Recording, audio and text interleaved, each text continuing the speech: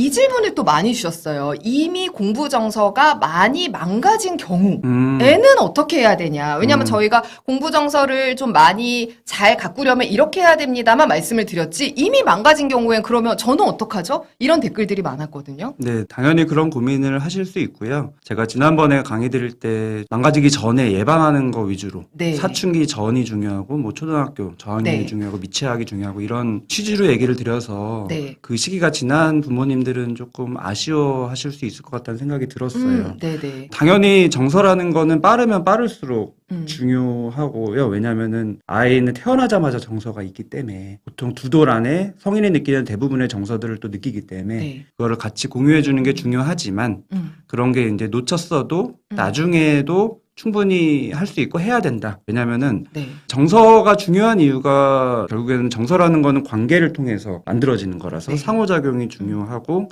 정서를 읽어주는 것 자체가 정서 조절 능력을 키우는데 중요한 건데 네. 내 정서를 옆에서 읽어주고 네. 나를 믿어주고 이런 상호작용을 해주는 존재가 있고 없고는 되게 차이가 커요. 네. 근데 나중에도 그런 존재가 있으면 돼요. 이제 그게 결국에는 애착이랑 이어지는 건데 우리가 네. 애착 아이를 키울 때 애착 얘기 많이 하는 이유도 네. 뭐 엄마랑 친하게 지내서 뭐 죽을 때까지 엄마랑 친하고 이런 게 아니잖아요. 네. 결국에는 세상을 살아갈 때 정서적인 그 기본적인 신뢰감을 공고히 해주는 그게 중요하기 때문인데 네. 사실은 그거는 어렸을 때만 중요한 게 아니라 커가면서도 계속 중요하고 심지어 성인도 중요하고 그래서 이제 어른이 돼서도 연애도 하고 결혼도 하고 하는 이유가 결국에는 누군가와 친밀한 유대감을 형성하면서 애착을 형성해서 나를 더 견고하게 하는 게 내가 또 발전하는 데 도움되기 때문에 그걸 다 알기 때문에 그렇게 하는 거예요. 그래서 네.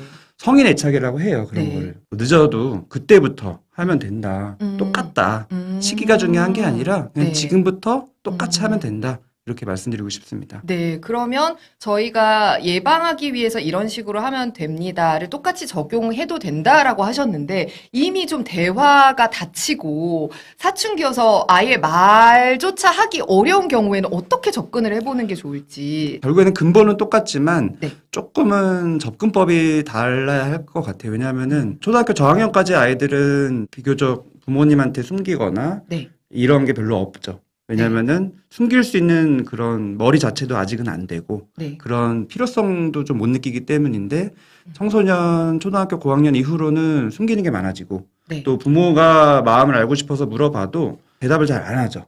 그 이유도 여러 가지가 있는데 네. 일반적인 경우를 우선 말씀드리면은 기본적으로 부모한테 말 안 하고 싶은 마음이 있어요. 네. 그거는 자기가 점점 인격이 독립적으로 형성되면서 발달하면서 내 고유한 거를 나만 가지고 싶은 그런 게 점점 생기기 때문에 네. 공유하고자 하는 욕구가 줄어요. 그래서 뭔가 자기가 잘못했기 때문에 위축됐기 때문에 숨기는 것만은 아닌 게 우선 제일 많아요. 그래서 괜히 아이가 말 안 한다고 해서 우리 아이가 마음을 닫고 부정적으로 관계가 형성되고 이렇게 생각하는 것보다는 우선은 그게 자연스러운 발달 과정이다.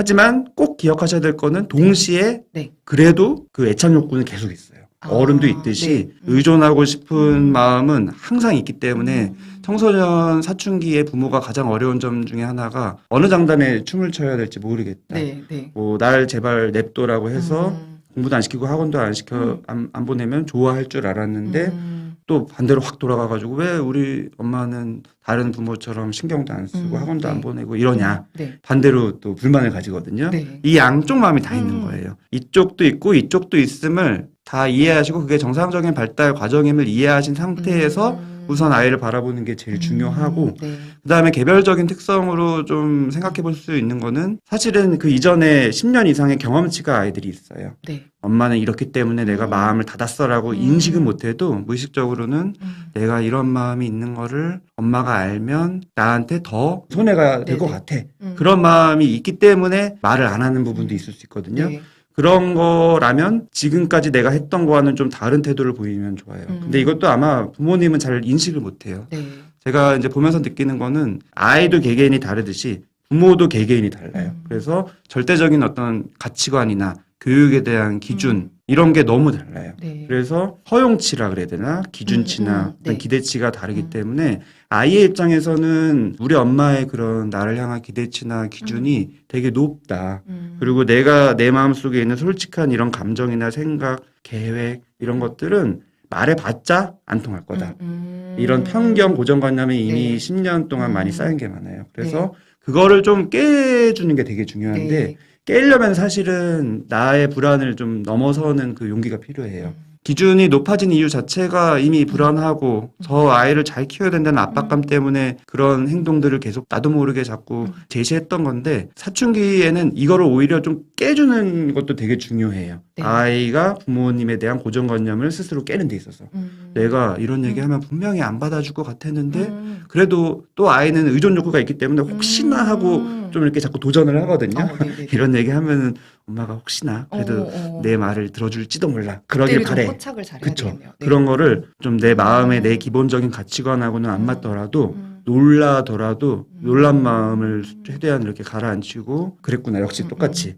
그랬구나. 더 얘기할 수 있게. 네. 그것만 해도 막 적극적인 동의까지는 안 해도 우선은 편견만 안 줘도 아이는 우선은 좀 더 얘기할 수 있는 여지가 있어요. 네. 이미 청소년 사춘기로 들어갔다면 일단 그때는 뭔가를 감추고 싶어 한다는 것은 전제로 하고 그 나는 여우님이 밀당하기 고수가 되어야 하나 봐요 하셨는데 그쵸. 그런 것처럼 그 아이가 두 가지 마음을 갖고 있을 때 나에게 말을 건넬 때 그랬구나 공감해주면서 감정을 읽어주고 그렇게 좀 벽을 먼저 허무는 그런 노력들이 필요하겠네요. 네. 그리고 또 두 번째는 이거 제가 좀 궁금한 거였는데요. 그 지난 영상에서 아이의 감정을 받아줬다가는 숙제를 못 시킬까봐 부모님들이 많이 불안해 하신다. 그렇지만 감정은 받아주되 할 거는 해야 된다. 숙제는 해야 돼. 시킬 건 시켜야 된다고 하셨는데 어떻게 해야 되는 건지. 예를 들어서 네가 그래서 이렇게 수학 공부가 어렵구나 힘들구나 하고서는 근데 할 건 해야지 앉아서 가서 해 라고 하면 아이가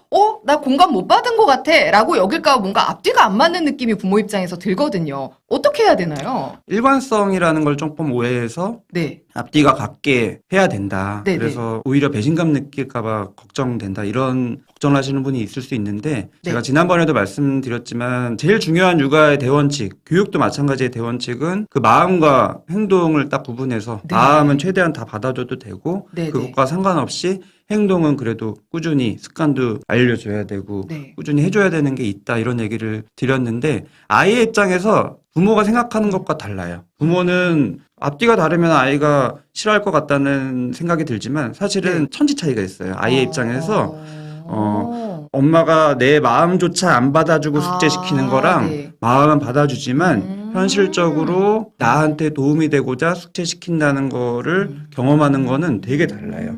네. 그래서 그것 때문에 주저하실 필요는 전혀 없고 네. 언제든지 이거 구분을 하시는 게 제일 중요한 시작점인 것 같아요.